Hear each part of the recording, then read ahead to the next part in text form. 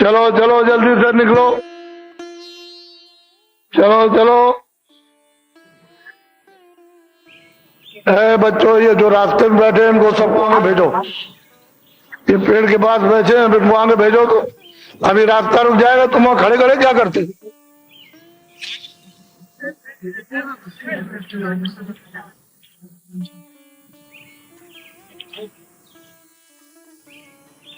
आगे भेजो, आगे रास्ते में क्यों?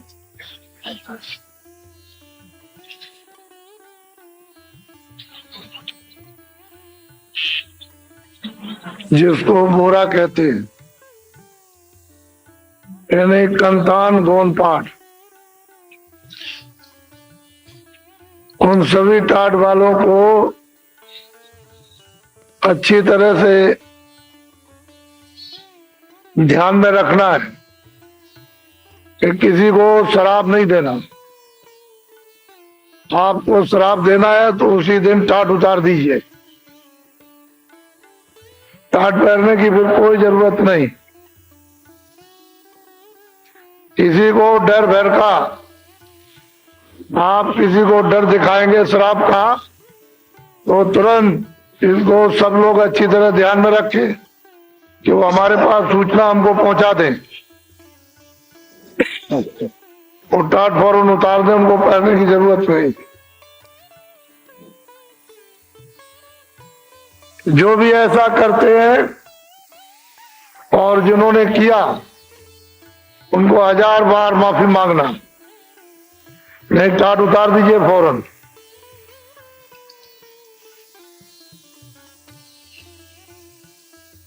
दुरुपयोग मत करो, सदुपयोग करो। ये आत्मधन है, जमा किया जाता है। इसको आत्म कल्याण के लिए खर्च नहीं करेंगे कि हम शरीर में लगा दिया। जीवात्मा के लिए बचा के संभाल कर हिफाजत से रखो।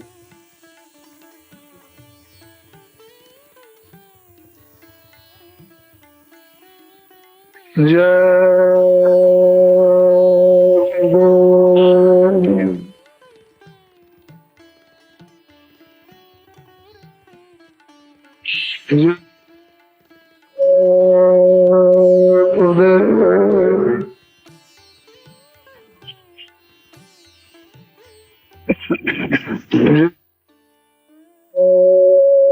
गुरुदेव।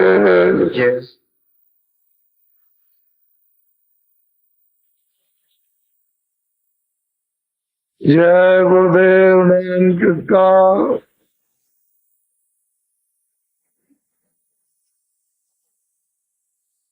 जय गुरुदेव। नाम किसका?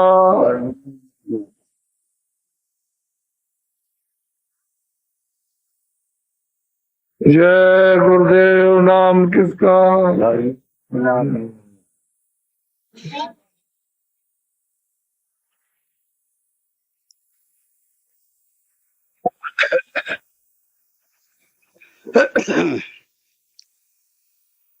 मन तू भजो गुरु का नाम, मन तू नाम, मन तू भजो गुरु का नाम।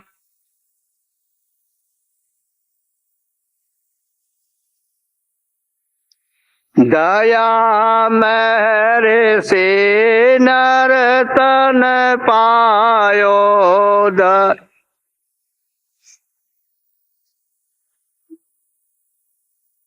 यो माते करना अभिमान,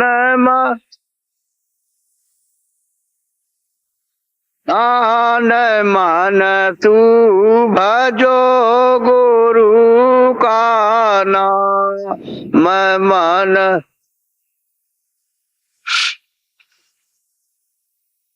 एक दिन खाली पड़ा रहेगा, एक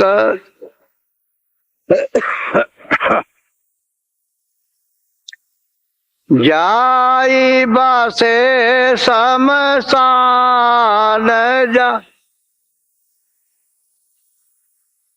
आन मन तू भजो गुरु का नाम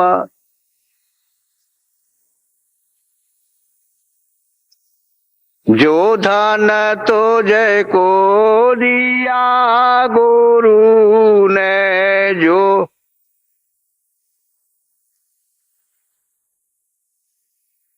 ने इससे करे कछु काम इस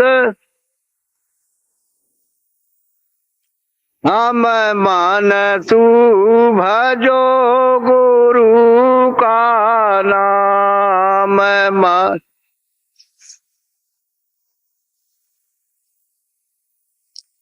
अंत समय यो ही लौट जाएगा अंत गा संग न जाई छदाम हम मन तू भजो गुरु का नाम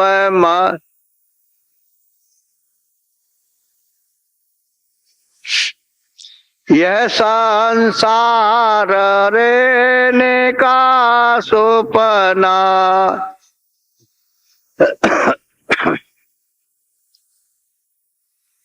बनाया किया विश्राम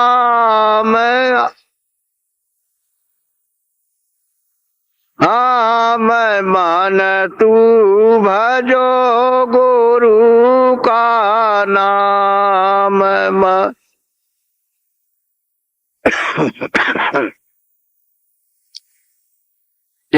चारे देना के संगी सब है चा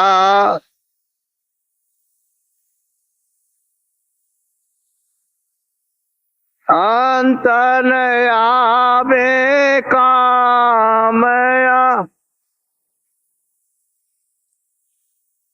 मैं मन तू भजो गुरु का नाम मन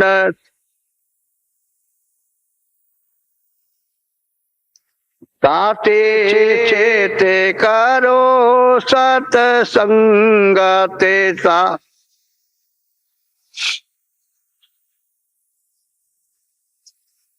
ते भजन करो आठो जाम बस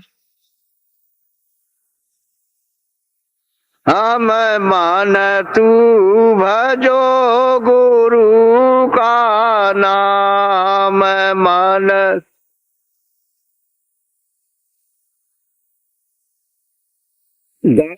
यही भजन तेरे संग चलेगा ये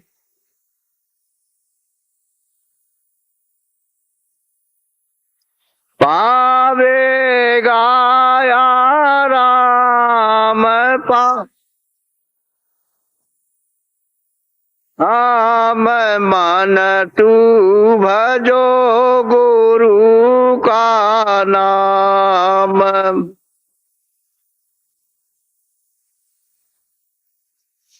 दया मेहर सते गुरु से लेकर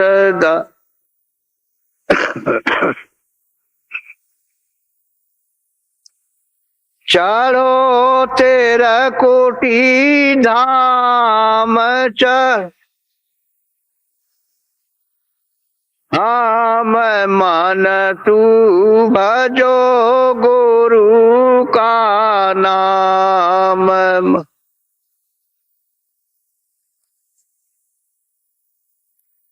काल कर्म से बंधन छूटे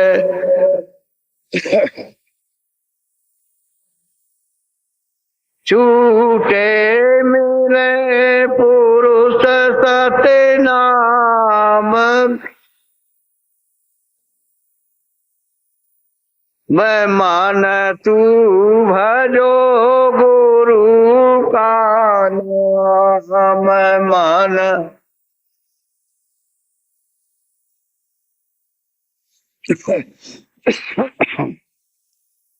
सोचते रही री बेचैन, रे न दिन बाहो पाछे मेरी लगी न प्रीत संग सब, कहने मेरी सब ही कहान, झुरत रहूं मन माहे, कौन से करूं बखान, सुन हार नहीं सुने, कहो मेरी कहा बसानी, सुन हार नहीं सुने, कहो मेरी कहा बसानी, मैं तो या जान या भागे, कुटिल मोहे साबु जग जानी, जो अपना कर लिया लाज अब तुम्हें समानी, सोचते रही री बेचैन, रे न दिन बाहो पछतानी, मेरी लगी न प्रीत संग शब्द, कहने मेरी सब कहानी,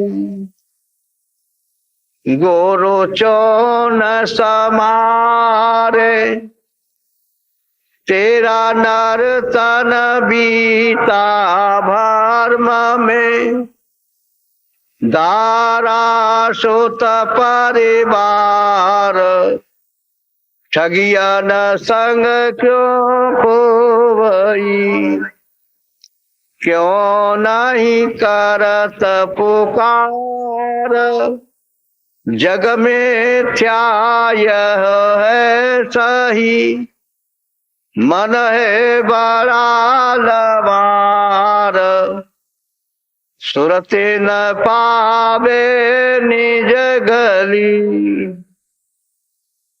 जय गुरुदेव।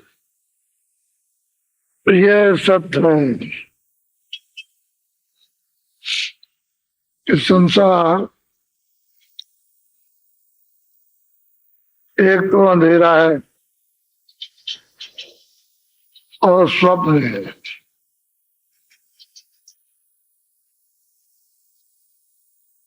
इसको कोई इनकार नहीं कर सकता।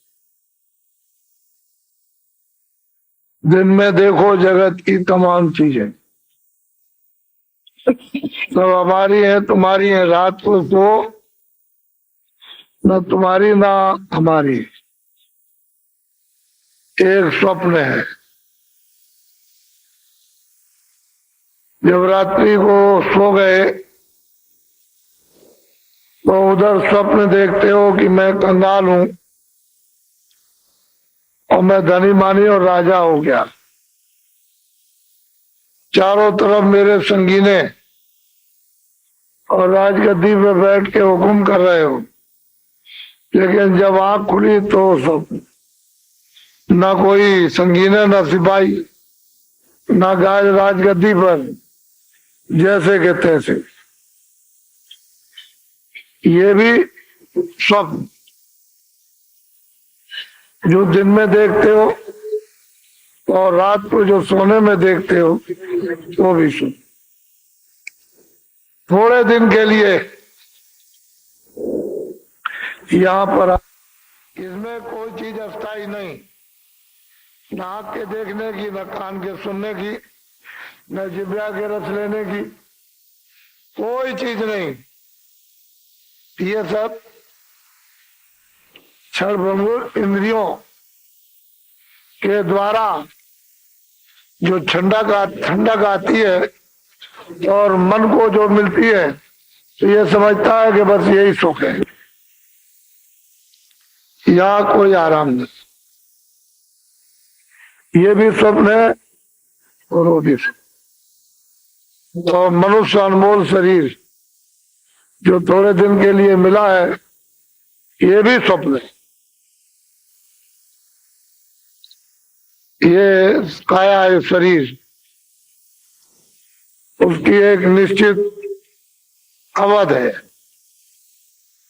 समय पूरा होते ही मकान मालिक इसको ले लेता है और सूरत को, जीवात्मा को निकाल बाहर। ये भी स्वप्न है, ये भी स्वप्न है। जो देख रहे हो, सुन रहे हो, जिससे बोल रहे हो, इस शरीर से जिससे प्यार कर रहे हो, सब स्वप्न है। और सो गए जो कुछ देख रहे हो कि तुम धनी मानी हो, कंगाल हो गए, हमारे पास कुछ नहीं, आंख खुली तो जैसे के तैसे, वो भी स्वप्न। ये सारा ही खेल इस जगत का स्वप्न है। ये सत्य है।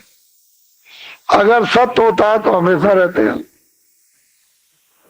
फिर आपका वतन होता, आपका घर होता, आपके बच्चे होते, आपकी जमीन होती, आपके मकान होते, फिर आपका धन इत्यादि आपका होता, फिर कहीं जाता नहीं, आपको नहीं छोड़ता, आप इसको नहीं छोड़ते। लेकिन ये सब स्वप्न। राजाओं ने तमाम खजाना छोड़ दिया, तमाम सिपाही छोड़ दिए, नौकर चाकर छोड़ दिए, बाल बच्चों को छोड़ दिया, कुछ छोड़ के चले गए। तो ये चलता फिरता, अदलता बदलता, ये स्वप्न बस संसार है। और यहाँ आप ये समझ रहे हो कि हमको आराम मिल गया। ऐसे अनमोल मनुष्य शरीर में किसको आराम? चिंता रूपी सांपिन सब में लगी हुई है, वो सबको डस रही है और किसी को ये बोध नहीं हो रहा कि है क्या। तो जब तक वो महात्मा न मिले, समझाने वाले, बताने वाले, दिखाने वाले, निकालने वाले, जीवात्मा को जगाने वाले, तब तक ये कैसे जगेगा? इसको रास्ता कौन बताएगा? तो ये जीवात्मा, ये सूरत इस शरीर में दोनों आंखों के बीचों बीच मध्य भाग में बैठी हुई, पशु में, पंछी में, कहीं भी मध्य भाग में बैठी हुई है, दोनों आंखों के दरमियान में। वो पशु हो, पंछी हो, कोई हो, छोटा से छोटा कीड़ा, बस बीचों बीच में बैठी हुई है। और दो आंख सब में है, दो नाक सब में है, दो कान सब में, और मलमूत्र का दरवाजा सब में। उसमें कोई किसी तरह का फर्क नहीं। जहां भी सूरत बंद की जाएगी वहां ये दो सुराख है, कान के, दो आंख के, दो नाक और मलमूत्र। लेकिन वो अंदर बैठी हुई है। अब वो इस जाल में फंस गई और ऐसे दरवाजे पर बैठी हुई है कि ऊपर में स्वर्ग है और नीचे मृतलोक और नरकलोक, बीचों बीच में बैठी। महात्मा मिल जाए, जानकार और अनुभवी देखने वाले, तब तो आप ऊपर चले जाओ, और महात्मा ने मिले तो नीचे गए।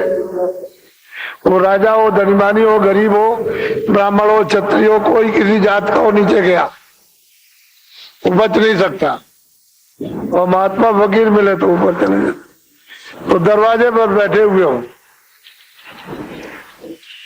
अब इसीलिए किताबों में महात्मा फकीरों ने बताया कि मुर्शिद से मिलना, गुरु से मिलना, जानकार से, अनुभवी से, जिसने रियाज किया हो, जिसने साधना की हो, और जिसकी आंख खुल गई, कान खुल गए, जो आता जाता हो, जो देखता हो, कहते हैं इसकी खोज और तलाश। तुम सब जगह सबने बताया, मुसलमानों में भी है, हिंदुओं में भी है, सिखों में भी है, ईसाइयों में भी है, लेकिन हम लोग इस बात को समझते जानते ही नहीं। ऐसा चक्कर चला, ये भव चक्र, अज्ञान चक्र, ऐसा प्रलोभन चक्र, लालच चक्र, मोह का, ममता का ऐसा चक्र चला कि सबको पीस डाला, रगड़ दिया, बिल्कुल ऐसे रगड़ दिया, किसी तरह के नहीं रह गए, बस गए। अब एक असहाय बस रह गया जिसकी कोई मदद नहीं। अब ये दशा हो गई। अरे पहले तो तुम ऐसे थे, अब इस चक्कर में फंस करके तुमने अपने सब अंगों को, मन को, बुद्धि को, चित्त को, आंख को, कान को, दिल दिमाग को, सबको आपने गंदा कर दिया, तो बिल्कुल रगड़ गए। अब कुछ रह नहीं गया, किसी तरह से समय बिता रहे हो बस। कोई जीवन का कोई भी क्षणिक सुख भी नहीं, अस्थायी सुख तो मिलेगा नहीं, ये भी आपको क्षणिक भी शांति नहीं। तो ऐसे दिन हमारे सामने हमारे कर्मानुसार आ गिरे कि हमारा अब कोई साथी नहीं बनता। अब महात्माओं की जरूरत आपको हमेशा जगाया बताया तमाम धर्म पुस्तकों ने, लेकिन उसकी एक बात नहीं मानी। अगर महात्माओं से मिलते जुलते रहते, सुनते समझते, कुछ करते रहते, तो आज ही हालत था, ये दशा हो गया। तो दरवाजे पे बैठकर वापस जा रहे हो, 4 खानों में, 84 लच्छियों में, नरकों में, तो फिर इसके बाद फिर मौका कहां, समय नहीं मिले। तो जो सत्य है वो तो सत्य है, वो सबके लिए बराबर है। इसलिए भजो गुरु का नाम। तुम मालिक को पाना चाहते हो, दर्शन करना चाहते हो, अपने घर में जाना चाहते हो, और सर्व सुख और सर्व शांति और छुटकारा पाना चाहते हो, तो कहते हैं गुरु। जगा हुआ जो नाम दे दे उसको कहते हैं भजो, यानी पकड़ो और चलो और भगो, उसे वो कहते हैं भजो, यानी भजो, नाम लो, नाम को सुनो, चढ़ चलो। उसके एक ही शब्द में सब काम पूरे होते हैं, भजो। कहते हैं गुरु का दिया हुआ नाम।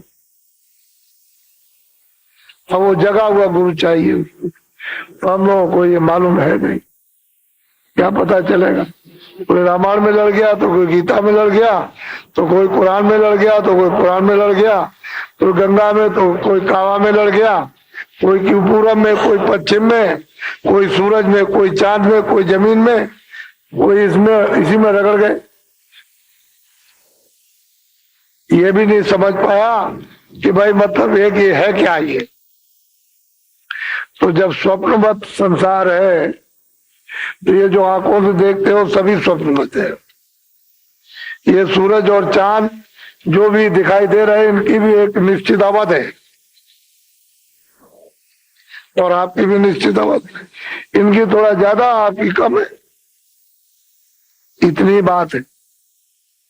अपनी अपनी समय, अपना अवध, अपनी उम्र पूरा करने के बाद पता ही नहीं चलेगा कि थे कि नहीं थे। महात्माओं की जरूरत पहले भी रही, अब भी है, आगे भी होगी, बिना उनके काम नहीं होगा। इसलिए ये संदेश है मानो आत्माओं के लिए, जीवों के लिए, सुरतों के लिए। इसको भली प्रकार अच्छी तरह से सुनना, समझना और कर लेना, यही जीवन का जो बचा हुआ शेष समय वो आपके उपयोग में और काम में आ जाएगा, और आप उसका फल प्राप्त कर लोगे। नहीं तो ये भी समय आपका भी निकला जाना, अभी जाना, देखते ही देखते ये भी निकल जाएगा। जैसा आज तन है वो अब कल नहीं, और कल के बाद महीने और साल में फिर वो नहीं है, और देखो उसका एकदम, और देखते ही देखते लापता हो जाएगा। इसलिए इस मनुष्य अनमोल तन में अपनी जीवात्मा को जगाना और वापस अपने देश में, अपने घर में, अपने खजाने में, अपने मालिक के पास इसको पहुंचाना, उसका भी रास्ता सीधा है, कोई टेढ़ा मेढ़ा रास्ता नहीं है। बस जानकार मिलना चाहिए जिन्होंने रास्ता देखा और सूरत को रास्ता पर खड़ा कर दे, चला दे और नाम को पकड़ा दे, वो मिलना चाहिए। वो नहीं मिलेगा तो काम नहीं होगा। तो यह है परदेश। इसलिए कल 27 तारीख है और 27 से और 3 तक ये 7 दिन का ये कार्यक्रम जो आपका होने जा रहा है वो कल से शुरू हो जाएगा। कल से प्रारंभ हो जाएगा। वैसे तो शाम से होता है लेकिन सुबह से ही शुरू हो जाएगा। तो घंटी आपकी जब बजेगी 7:15 पर, तो आप लोग तैयार हो जाइए, चल दीजिए और 8 बजे के पहले यहाँ पहुंच जाइए मैदान में। 8 बजे से शुरू हो जाएगा। शाम को 4:30 बजे, 4 बजे घंटी बजेगी, 4:30 बजे यहाँ पर आ जाइए और शुरू हो जाएगा। ये उसका निश्चित समय है। समय से आओ, समय से पहुंचो। और जो सामानों पर रहे, अदलते बदलते रहो, शाम को आप जाओ, सुबह हम जाएंगे, या सुबह आप जाओ, शाम को हम चले जाएंगे, अदलते बदलते, ताकि मतलब है सबको सत्संग मिल जाए। ऐसा नहीं कि हालत में दूर से आए और बैठे हुए हो, तो सुना कुछ नहीं सुना, तो आधी बात सुनी और आधी नहीं सुनी, उससे भी आपका कोई लाभ नहीं, नुकसान हो जाएगा। तो पूरी बात सुनो और पूरी समझो और समझ के पूरी चीज करो, तो काम में आ जाए, अच्छा रहेगा। तो 5 दिन का तो ये कार्यक्रम सत्संग का, और 2 और 3 को भूम ज्योतक, इनका मतलब यह है कि सम्मेलन है 2 दिन का। लेकिन ये तो अभी मतलब आ ही जाएंगे, क्योंकि भीड़ तो आपको कल शाम को मालूम होगी क्या भीड़ आई है। भंडारा है 20 की रात और 1 की रात, तो भीड़ तो कल से शुरू होगी।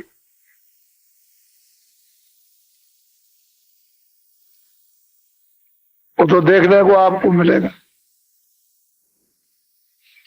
अभी तो जो आए हैं वो तो लोग आए ही, क्योंकि कल शुरुआत है उसकी, प्रारंभ है। तो जो लोग सोचने लगे कि चलो भाई समय दे देंगे, तो चलो हम शुरुआत में ही पहुंच जाए। लेकिन शुरुआत होती है शाम से, तो सुबह कार्यक्रम हो, 7:15 बजे घंटी बजेगी और आप लोग वहां से चल पड़िए और 8 बजे शुरू हो जाए। बहुत ध्यान से संलग्न, एक चित होकर, एक तरफ मन को, बुद्धि को रख करके उसको सुने और उसको समझे। आज जो है कुछ लोग नए आए, तो उनको तो मालूम नहीं है। वैसे 1 घंटे भजन कराता हूं, तो आज आपको 35 मिनट भजन पे बैठना पड़ेगा। जो नामदानी है वो 35 मिनट भजन पर बैठेंगे। जिनको नामदान नहीं मिला है उनको कल शाम को मिल जाएगा, कल उनका नामदान हो जाएगा, तो वो भी भजन करने लगे। कल ही से शुरू कर दे, और सही सच्चा रास्ता, इसमें कोई इधर उधर की कुछ चीज नहीं, और इसमें कोई इधर उधर की कुछ करेज नहीं, सीधा रास्ता। मनुष्य मंदिर में जीवात्माओं के घर में जाने का है, इसी मनुष्य मंदिर से गया हुआ है। ये मनुष्य मंदिर है, इसी मनुष्य मंदिर में वो मालिक बोला और इसी में सुनाई देगा, दिखाई देगा। ये ऐसा अमोलक मंदिर है, लेकिन है अमोलक, पर यह आपको किराए पर मिला, भाड़े पर। और समय पूरा होते ही वो अपना मकान ले लेगा मंदिर को, उसको मतलब है खाली कर देगा कि तुम निकलो और बाकी वाला मकान मुझे दे दो। तो फिर ये अमोलक जो मंदिर है, मनुष्य मंदिर, ये आपको कितने सतयुग, त्रेता, द्वापर, कलयुग बीत जाएंगे तो नहीं मिलेगा। इसलिए इससे काम ले लो, आपका नहीं है।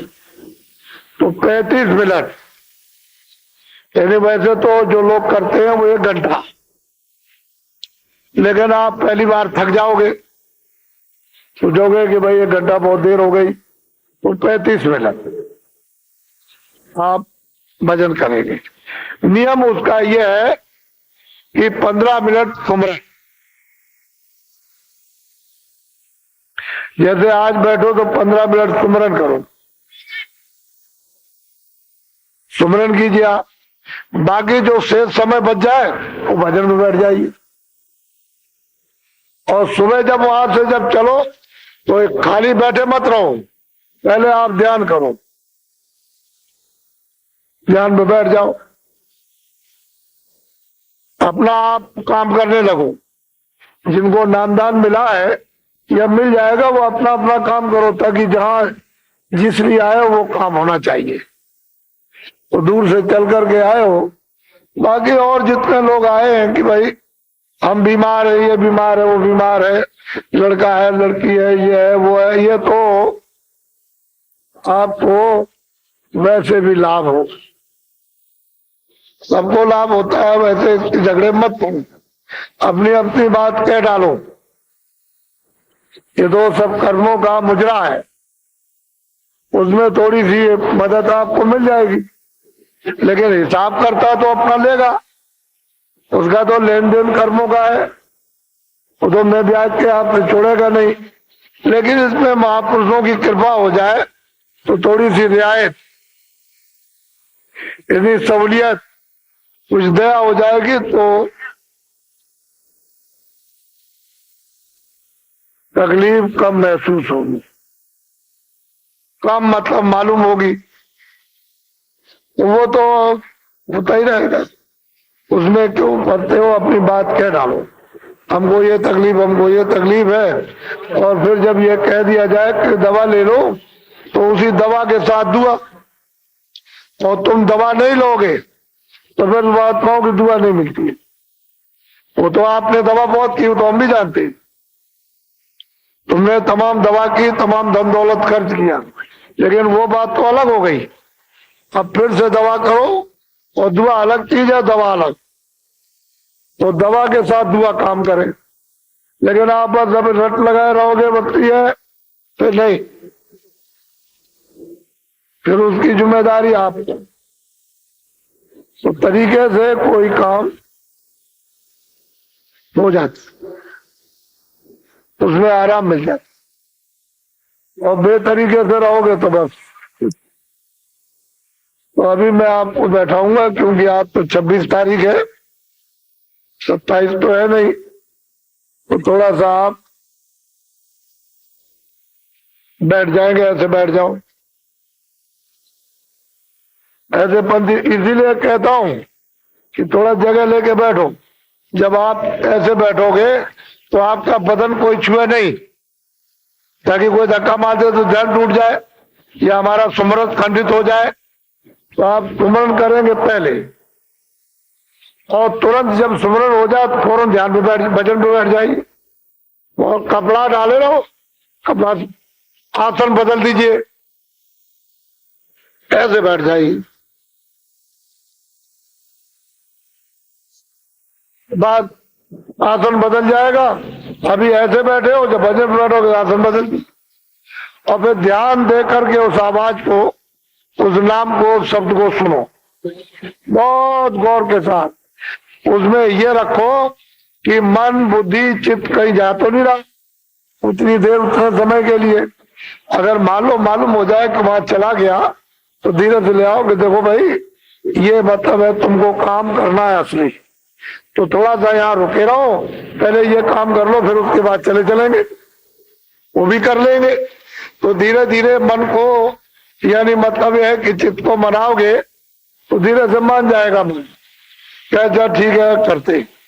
तो करत करत अभ्यास के जड़ मत हो सुजान, वही जो जड़ है, जो अज्ञानी है, वो करते करते करते जानकार, सुजान, ज्ञानी, आत्मदर्शी और ईश्वरदर्शी हो जाते, वही प्राप्त कर लेते। लेकिन थोड़ा सा मन की घेराखोरी, इधर उधर चित्त न जाए, बुद्धि से थोड़ा सा काम करो तो मन महाबुद्धि चित्त और रोके रहे, और कान और आंखों का साथ देते रहे, तो यही आप, ये सबसे बड़ी मेहनत। शारीरिक कोई कष्ट नहीं, शरीर के लिए कुछ कष्ट नहीं होगा किसी तरह, बस खाली मन बुद्धि चित्त की घेराघारी है, उसको वही जीवात्मा के कान के साथ रोक करके रखें।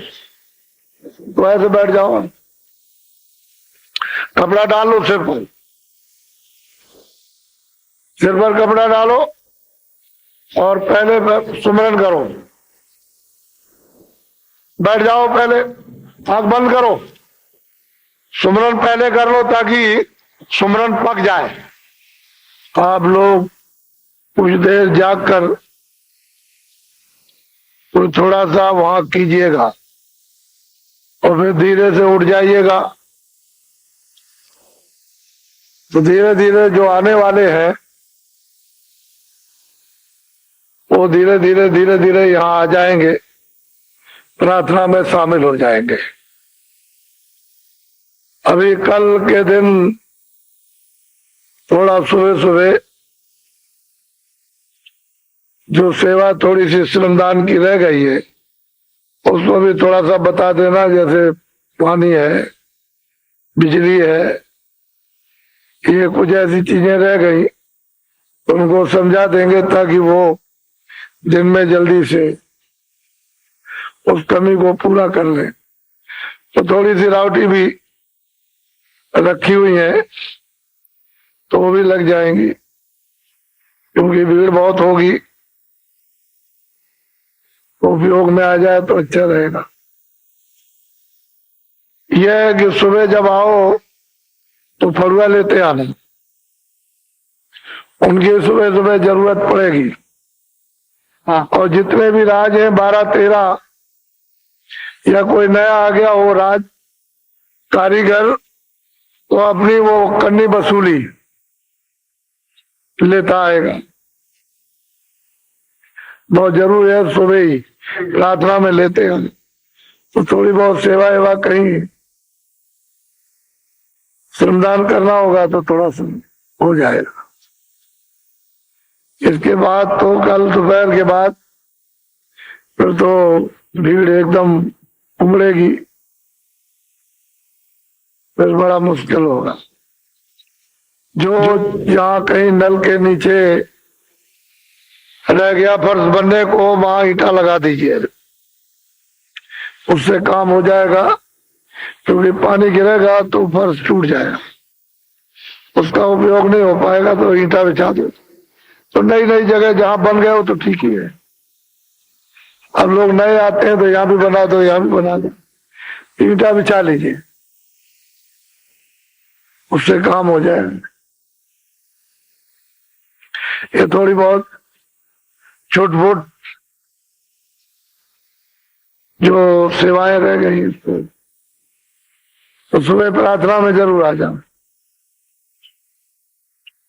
बाकी बूढ़े बच्चे इनको जरूरत नहीं है, ये तो बस तैयारी सुबह करें, 7:15 बजे घंटी बजेगी और 8 बजे तक सब लोग आ जाए।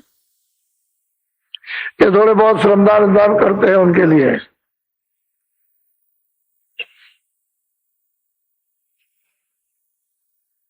बोलो जय गुरुदेव, जय गुरुदेव। देखो कल से आपके यहाँ प्रधान और सरपंच जो आपके गांव के हैं वो आएंगे तो उनको आप लोग एक पर्ची दे देंगे कि इस गांव के तो प्रधानों के लिए ये जिनको आपने चुना है गांव सेवा के लिए वो इस बाड़े में बैठेंगे जो सामने लिपा हुआ है, लेकिन एक पर्ची रहनी चाहिए। आप अपने अपने कैंपों में पूछ लेंगे, ये ध्यान रखेंगे। अभी से उनकी एक तरफा बैठक हो जाएगी तो वो समय पर जो कार्यक्रम होगा उसमें वो रहेंगे और आप सब भूंजो तक सबके सब रहो। पहले से बताना जरूरी है, अचानक में सब लोग नहीं समझ सकेंगे, तो पूछते भी जाना और कहना कि आप ही एक पर्ची बना लीजिए अपने गांव की कि मैं इस गांव का हूँ, इस जिले का हूँ, इस तहसील का हूँ, और वहाँ गेट पर लोग रहेंगे तो उनको दे दीजिएगा तो वो इधर बैठेंगे। उनकी हमको जरूरत और आपकी भी हमको जरूरत पड़ेगी, ये तो ध्यान में रखें। जय गुरुदेव। अपने अपने जिलों में जो कैंप बना रखे हैं उनका सरोस साज सामान कल से शुरू हो जाना चाहिए और सुबह जो भी नाश्ता करो नाश्ता कर लो 10 बजे 9:30 बजे, दिन में 2 बजे भोजन, तो 7 दिनों तक एक वक्त 2 बजे भोजन करो और शाम को बच्चों को छूट है, बच्चों के लिए रख लो और फिर थोड़ा भजन पेट हल्का रहेगा तो भजन अच्छा होगा। और कई तरह की बीमारियां होती हैं उनमें भी आपको फायदा हो जाएगा। आप जो रोंद के खाते हो, रोंद के जो ठूस ठूस करके और घुर घुर सोते हो, उससे तो और खराबी। तो कहीं पर जाओ तो थोड़ा बहुत शुद्धि सफाई इस घड़े की भी होनी चाहिए। तो बहुत है, इतनी जरूरत के लिए काफी नाश्ता किया और दिन में भोजन अच्छी तरह कर लिया। शाम को चाय पी सकते हो, दूध पी सकते हो। जितने भी लोग नामदानी बच्चों को छोड़ करके बाकी एक टाइम भोजन, नाश्ता और भोजन, सुबह जो भी नाश्ता करो कर लो और दिन में भोजन वो 1:30-2 बजे, तो बहुत है, तब तक शाम हो गई। तो सत्संग रहेगा, वो दूध पी लिया, नहीं तो चाय पी ली और भजन। इसलिए दूर से आ रहे हो,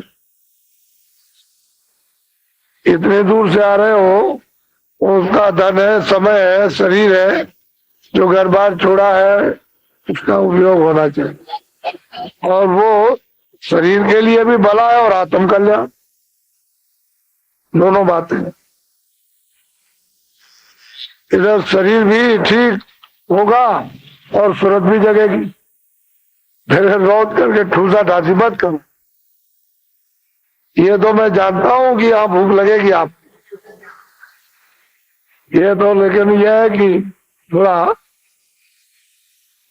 भजन भी थोड़ा कर लो। इतनी दूर आए हो तो ये आपको करना है, इसके बगैर कोई काम घर का, परिवार का, अपना, अपने बच्चों का या समाज का, देश का नहीं होगा।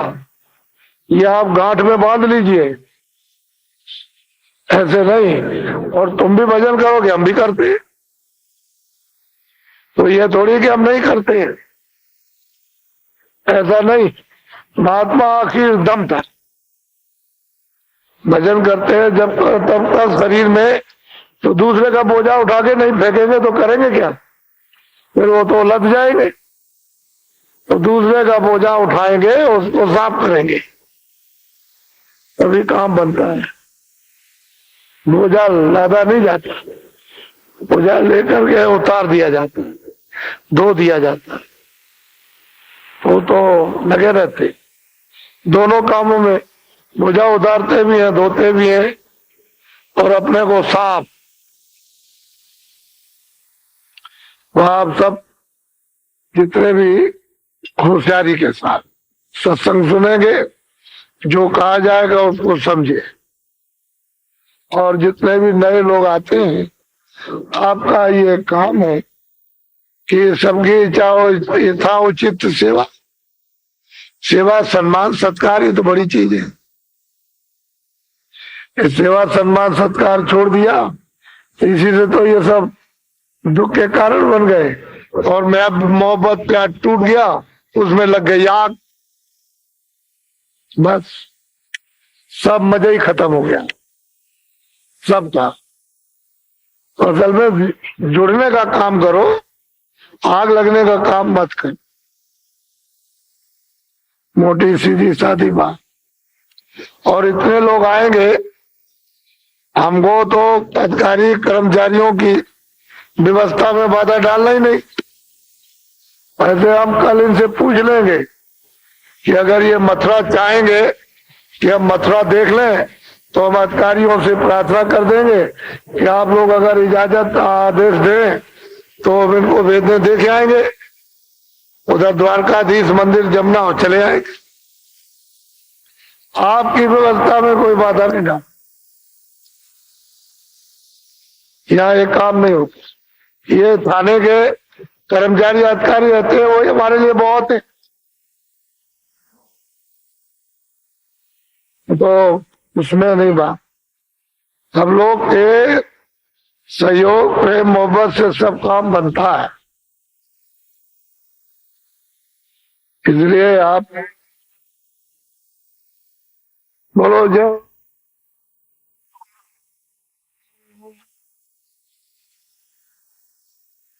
एक बात और है कि जब आप उधर आश्रम में जाओ तो जो भी सामान खेतों में खड़ा हुआ है कुछ नहीं उखाड़ेंगे।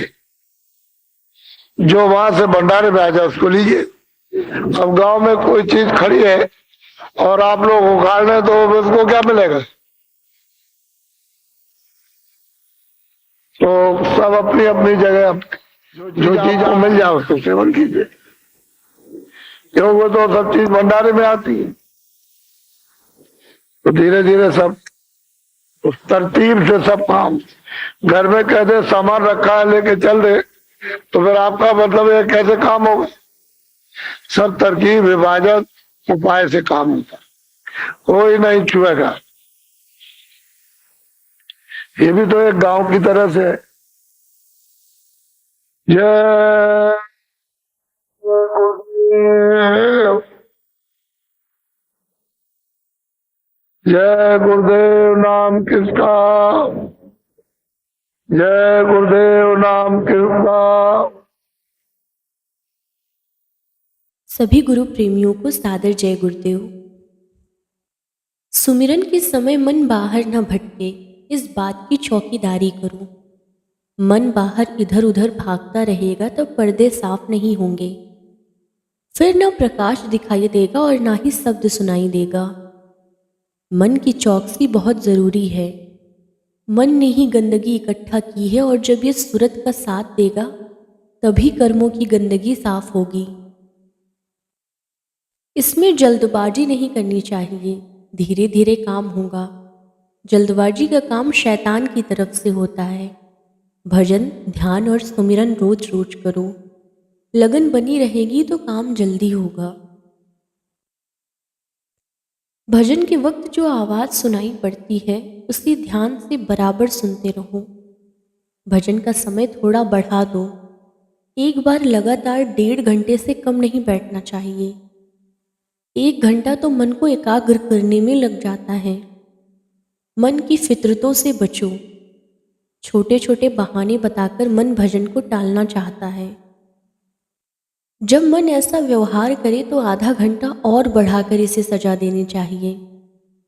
समय की वृद्धि के साथ एकाग्रता पूर्ण होती जाएगी। ध्यान अंदर की तरफ चला जाएगा और शब्द धुन तुम्हारे साथ रहेगी। फिर तुम्हें आनंद और शांति मिलने लगेगी। दोनों आंखों के ऊपर तीसरा तिल है, उसमें ध्यान को केंद्रित करने की कोशिश करो। जब ध्यान वहां स्थिर करोगे तो तुम्हारा ध्यान अंदर की तरफ बढ़ता जाएगा और कुछ ऊपर जाने पर गुरु के नूरानी स्वरूप के दर्शन होंगे। 5 नामों के सुमिरन के बाद भी यह रूप रहेगा। शुरू में गुरु का स्वरूप आता जाता मालूम पड़ेगा, लेकिन जब इसके साथ प्रेम बढ़ाओगे तो रूप स्थिर हो जाएगा। तुमसे बातें करेगा, तुम्हारे सवालों का जवाब देगा और तुम्हें ऊपर ईश्वर के धाम सहज दल कमल की ओर ले जाएगा। गुरु हर प्रकार से तुम्हारी मदद करेगा। गुरु का यहाँ मृत्यु लोक में स्थूल रूप है, ऊपर में लिंग रूप है, आगे सूक्ष्म रूप है और त्रिकुटी में कारण शरीर है। त्रिकुटी के आगे पार ब्रह्म में गुरु शब्द रूप में तुमसे मिलेगा। गुरु शब्द रूप में हर सत्संगी के साथ रहता है और संभाल करता रहता है। प्रेम और लगन के साथ अभ्यास करोगे तो जल्दी तरक्की होगी। स्त्रियों को देखने में तुम्हें आनंद आता है और सुमिरन ध्यान के समय उन्हीं का रूप सामने आता है। कोई भी आदत हो उसका छोड़ना बड़ा मुश्किल होता है। मन की डोरी माया के हाथ में है और वो हमेशा नचाती रहती है। बुद्धि विवेक से काम लो। किसी एक सुंदर स्त्री को 5 मिनट तक देखते रहो, फिर मन हट जाएगा। रपटीली नज़र से देखते हो, इसीलिए देखने में मज़ा आता है। इस बात का ध्यान रखो कि जो कुछ भी तुम देखते हो, गुरु तुम्हारे पीछे बैठा हुआ सब कुछ देख रहा है। भय बना रहेगा तो बुराइयों से बच जाओगे। धीरे धीरे इंद्रियों का जोर कम होने लगेगा। फिर भजन करने से आत्मा भी बलवती होती जाती है। भजन रोज रोज मन लगाकर करो। कभी किया और कभी नहीं किया, इससे मन महीन होने नहीं पाएगा। भजन करने से मन पर अंकुश बना रहेगा। पुस्तकों को आप पढ़ें, चाहे गीता हो, रामायण हो या किसी महात्मा की पुस्तक हो, मगर पुस्तकें आपकी बुराइयों को दूर नहीं कर सकती। आप मंदिर में जाएं या मस्जिद में जाएं, गंगा नहाएं या जमुना में स्नान करें अथवा तीर्थों में भ्रमण करें, आपके ना तो पाप नष्ट होंगे ना ही बुरी आदतें छूटेंगी। बुराइयों को कोई दूर नहीं कर सकता। बुराइयां दूर होगी महापुरुषों के सत्संग से, उनकी दया से, भजन से। जो कमजोरियां आपके अंदर घर कर गई हैं, उनका छूटना आसान नहीं है। गुरु की कृपा से ही बुराइयां धीरे धीरे छूटेंगी। सत्संग में बराबर हाजिरी देते रहें। सत्संग में पड़े रहेंगे तो सुधार हो जाएगा। प्रारब्ध कर्म भोगना पड़ता है। हर श्वास पर कर्म सुख दुख का चल रहा है। प्रारब्ध कर्म आंखों के ऊपर अंड के अष्टदल कमल में जमा रहता है। जब तक उस केंद्र को साधक पार नहीं कर लेता, तब तक उसका बहुत गहरा प्रभाव महसूस होता है। उस केंद्र को पार कर लेने के बाद गुरु के स्वरूप का दर्शन होता है। फिर प्रारब्ध का प्रभाव नाम मात्र के लिए महसूस होता है। गुरु का वह रूप वहाँ सदा निवास करता है, अर्थात गुरु वहाँ हर वक्त मौजूद रहते हैं। गुरु का वह सूक्ष्म रूप बहुत सुंदर और प्यारा है। यहाँ बाहर में तो दर्शन गुरु के कभी कभी होते हैं, किंतु सूक्ष्म रूप का दर्शन साधक जब चाहे तब कर सकता है, बात कर सकता है, अपने प्रश्नों का उत्तर भी प्राप्त कर सकता है।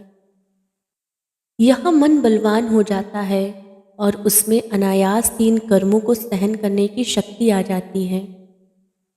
तुम भजन में लगे रहो। सूरज जब शब्द में लय हो जाएगी, तब अंतर के सारे भेद खुलते चले जाएंगे। गलत रास्ते पर अगर चले गए हो तो जीवन व्यर्थ चला जाएगा। जीवन अनमोल है, इसकी कद्र करनी चाहिए। मर्यादा को छोड़ दिया और इंद्रियों के भोग में फंस गए तो परमार्थ का रास्ता छूट जाएगा। महापुरुषों के वचनों को याद करके जीवन को सदाचारी बनाना चाहिए। साधक को अपने स्वभाव व आचरण को बराबर निरख परख करते रहना चाहिए। यह देखना चाहिए कि हम गुरु के शब्दों पर कितने कुर्बान अथवा आशिक हैं। आशिकी का मार्ग जब तक तय नहीं होगा तब तक परमार्थ पर चलने का धन प्राप्त नहीं होगा। इसलिए आत्मनिरूपण जरूरी है।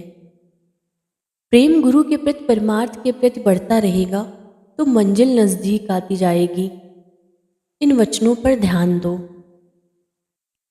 बच्चों की बीमारी से आप बहुत दुखी हैं। प्रारब्ध पहले बनता है और शरीर बाद में बनता है।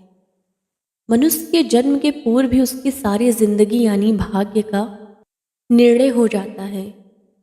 बच्चे की सेवा करते चले, कर्म कर्जा है वो अदा करना पड़ेगा। हम कर्म करने में भी अनजान हैं और कर्म भोगने में भी अनजान हैं। आप भजन में मन को लगावें, भजन से ही कर्म कटेंगे और आराम मिलेगा। जब कभी सत्संग में जाएं, बच्चों को साथ ले जाएं। महापुरुष की नज़र पड़ेगी तो दया से कर्म हल्के होंगे। घबराना नहीं चाहिए। चिंता भजन की होनी चाहिए। किसी के दर्द को कोई बांट नहीं सकता। मोह को त्याग कर अपना कर्तव्य करें। यहाँ कोई किसी का साथी नहीं, एक दूसरे का बदला चुकाना पड़ता है।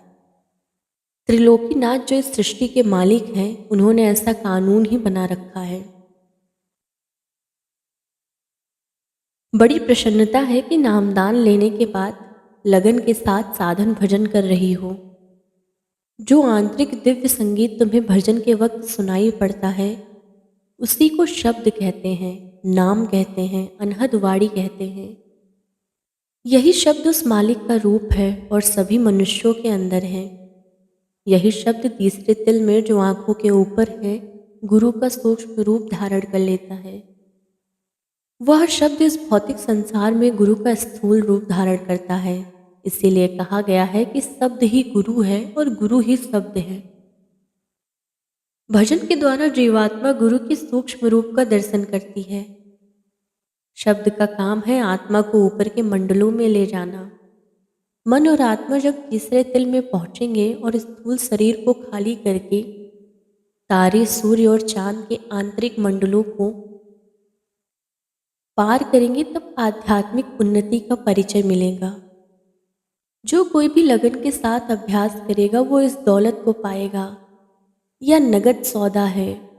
जोश खरोश के साथ भजन में लगी रहो। आप दृढ़ संकल्प शक्ति के साथ भजन करेंगे तब भजन बनेगा। संकल्प शक्ति द्वारा ही इस मार्ग में सफलता हासिल की जा सकती है। दोनों आंखों के पीछे तीसरा तिल है। तीसरे तिल में पहुंचने से बुरी प्रवृत्तियों से नफरत हो जाती है और नाम के प्रति रुचि हो जाती है। नाम के संगीत में वो मिठास है जिसको चख कर मन उसका रसिया हो जाता है। सहस्त्र कमल में यानी ईश्वर के धाम में पहुंचने पर बुरी प्रवृत्तियां एकदम खत्म हो जाती हैं और उनके ऊपर पूरे तौर से विजय प्राप्त हो जाती है। यहाँ पहुंच जाने के बाद निचले केंद्रों पर जलने वाली काम की ज्वाला सदा के लिए बुझ जाती है। खान पान का असर भजन पर जरूर पड़ेगा। विचार के बाद ही किसी का अन्न ग्रहण करना चाहिए। यदि दूषित अन्न का सेवन किया है तो उस दिन भजन में समय अधिक दे। भजन ध्यान सुमिरन से ही कर्म उड़ाए जाते हैं। कर्मों का विधान बड़ा जटिल है। जो ऊंचे साधक होते हैं वही समझते हैं। सत्संग बराबर मिलता रहेगा तब बातें समझ में